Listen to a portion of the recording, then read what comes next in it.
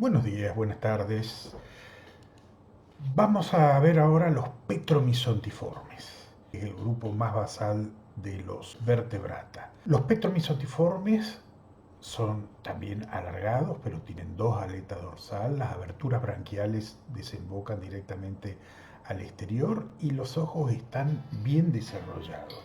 La característica más importante, notoria, que tienen es el capuchón oral, que es un capuchón circular, no tienen mandíbulas todavía, dientes córneos, y se van a adherir a las presas. Esa succión se realiza gracias al capuchón córneo que rodea la boca. Al retraerse provoca la succión sobre las presas, a los cuales lastima con este diente que está unido aquí al pistol lingual. Tienen un estado de vida larval, ¿no es cierto?, que se denomina larva mosete, de agua dulce, muy característico. En algún momento la amosete se la describió como una especie distinta. Cuando se vio que era de las lampreas, amosete quedó como la denominación para el estadio larval. Características externas, a diferencia de los mixines, no tienen los poros glandulares que producen la viscosidad en los mixines. Las hendiduras faringias siempre salen hacia el exterior y fíjense, cuenten 1, 2, 3, 4, 5, 6, 7 hendiduras branquiales, mucho menos que las que tienen los mixines llegan a tener 15, son muchas más que las que van a tener los natóstomos. Hay algunos natóstomos, muy pocos, que tienen 7 hendiduras branquiales y el resto tienen 5 hendiduras branquiales únicamente. Y fíjense que la boca está rodeada de cirros. Hay una aleta caudal y dos aletas dorsales. Vamos a ver ahora un video sobre los petromizontiformes en donde nos van a mostrar un poco el ciclo de vida, cómo se alimentan y muchas de las características externas. Veamos el video. Okay, right in the top.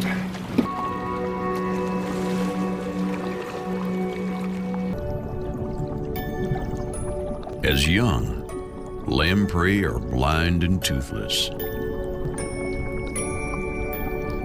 They bury themselves into the sand.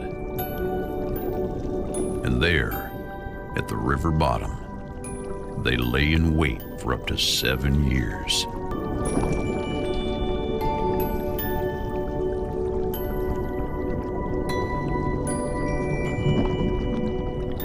When they come out, they're a changed fish. Their gill holes are fully formed. They can see, and they've grown a mean set of teeth, rings of them. They even have teeth on their tongues, so they can rasp into the flesh of their prey and suck blood.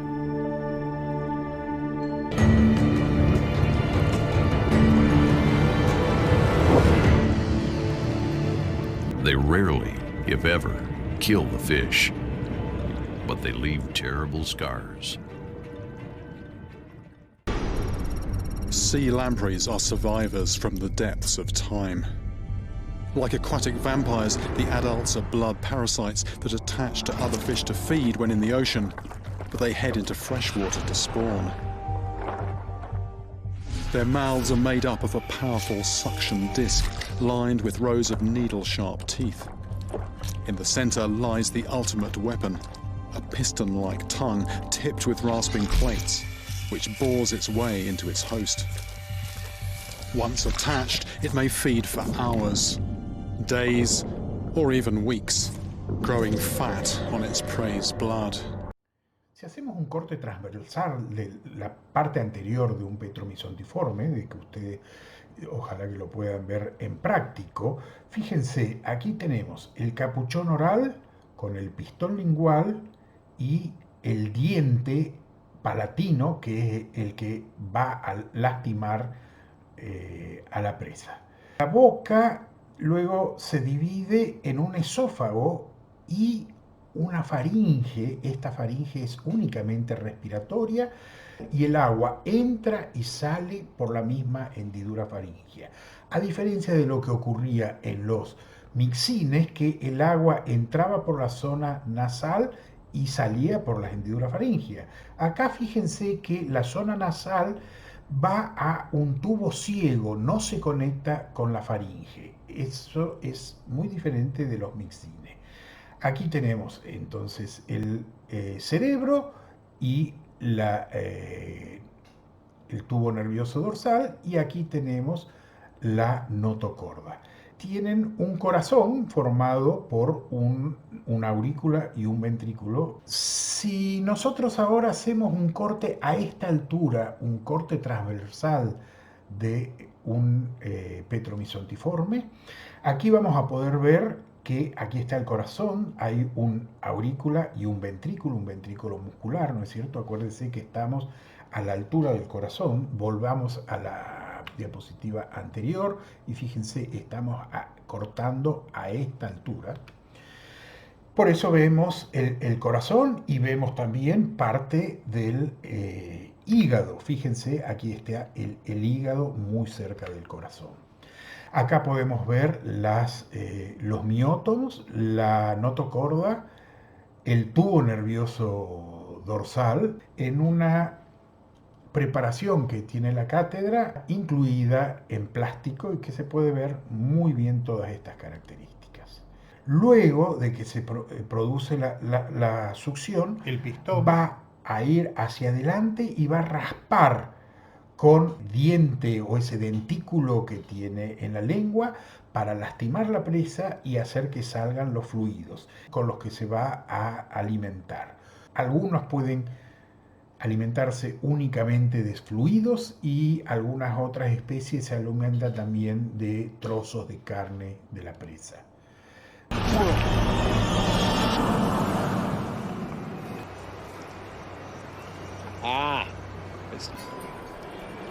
Easier said than done. Come on. That is hard to get off. That is hard. That is hard to get off. I don't know if there's a mark there or not. Hopefully there's not a big red hole.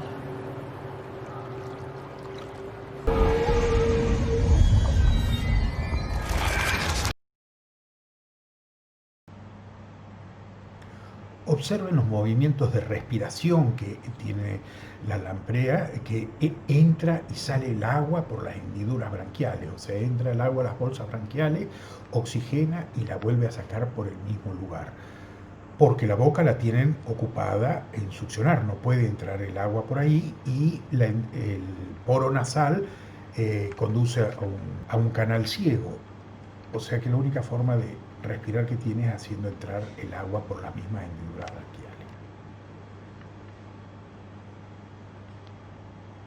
Los petromizontiformes son parásitos de peces de agua dulce y peces marinos. En este caso acá estamos viendo parasitando a un salmón.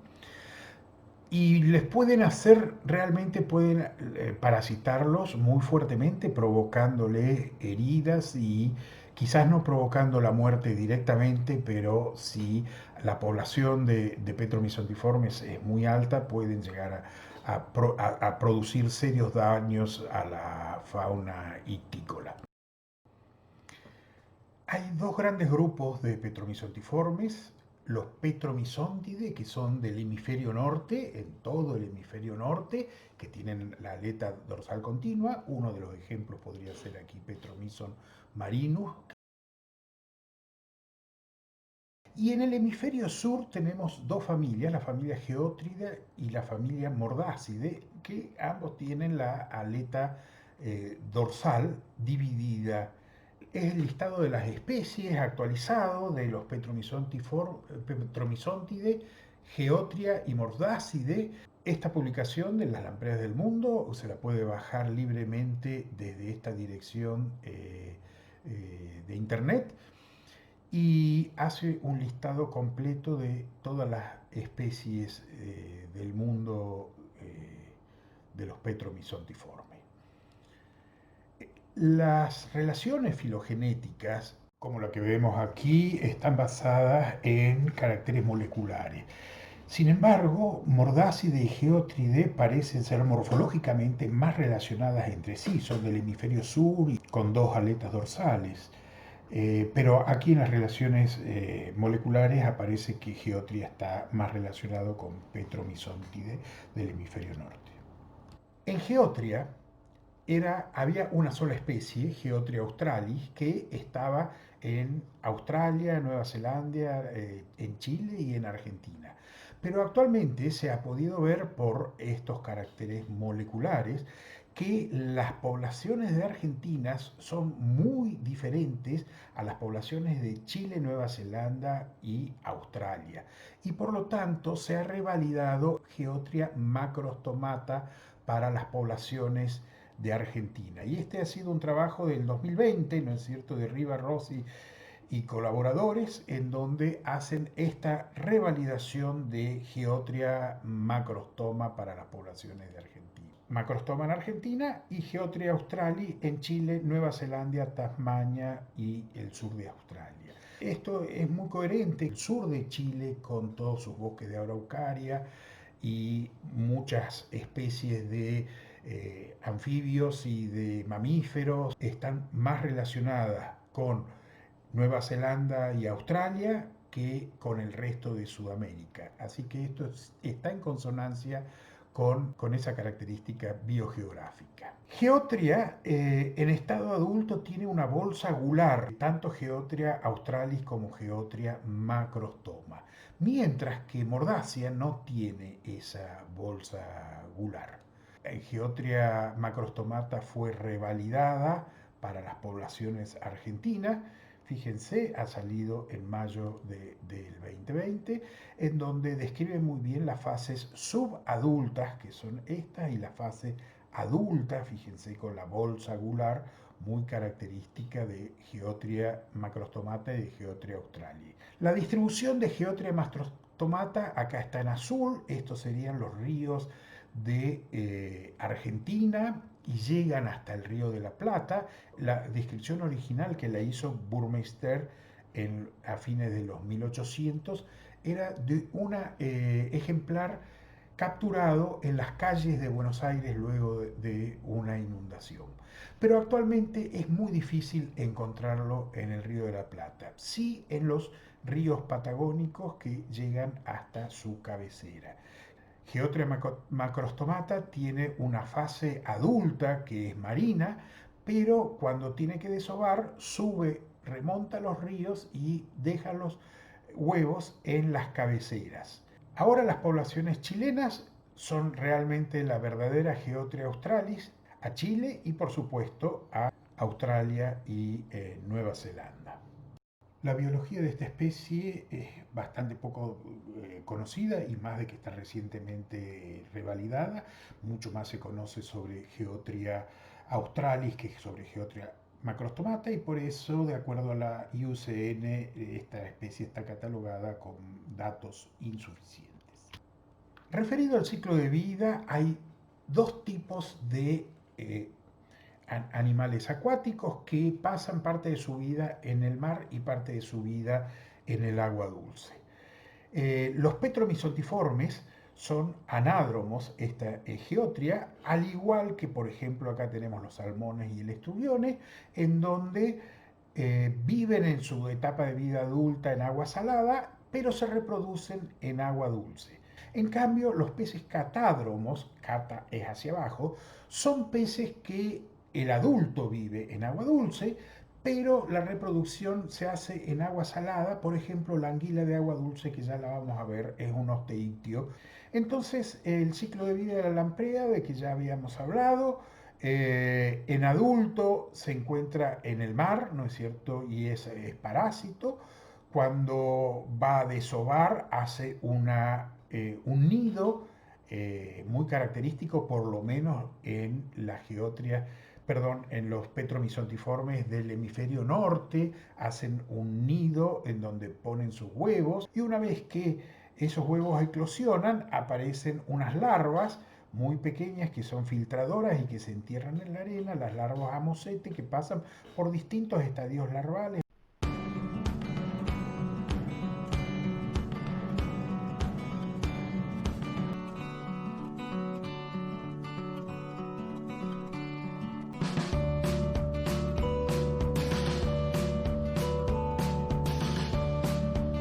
Aquí tenemos Geotra macrostomata, este es el ciclo reproductivo. Miren los tiempos que tienen cada una de las fases, realmente son muy longevos. Como larvas pueden pasar 4 años y medio y hay otros grupos de Petromyzontiformes que pasan 7 a 10 años como larva a mosete.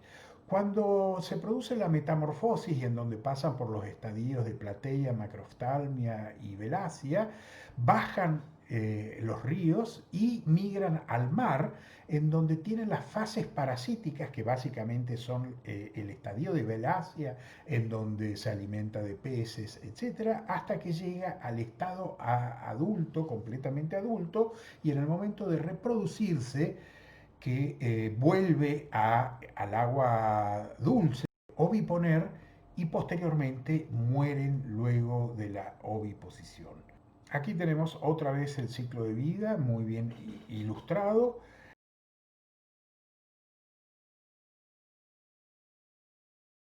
Hasta hace muy poco tiempo en Argentina nadie estudiaba las lampreas.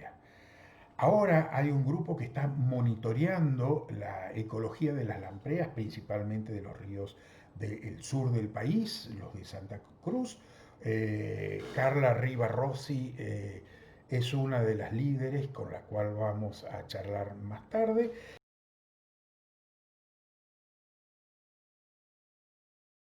Las lampreas se comen, sobre todo en el hemisferio norte, en la parte de España y en el sur de Europa, porque son bastante abundantes ahí. Hello, my friends. Welcome to Wilderness Cooking. Today we are cooking water snake. Por lo menos en Europa se la comen y hay formas de cocinarlo. Y por ejemplo acá vemos muy rápidamente un cocinero haciendo algunas lampreas.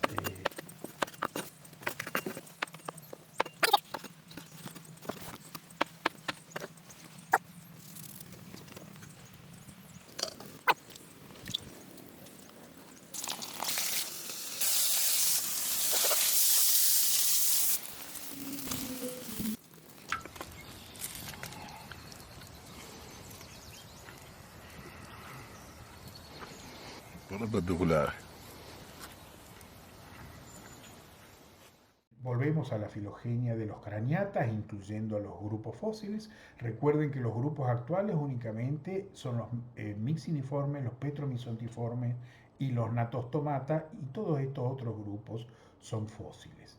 Algunos grupos son importantes de estos fósiles, por ejemplo los conodontos, que todavía no se sabe muy bien si es un craniata o es un vertebrata.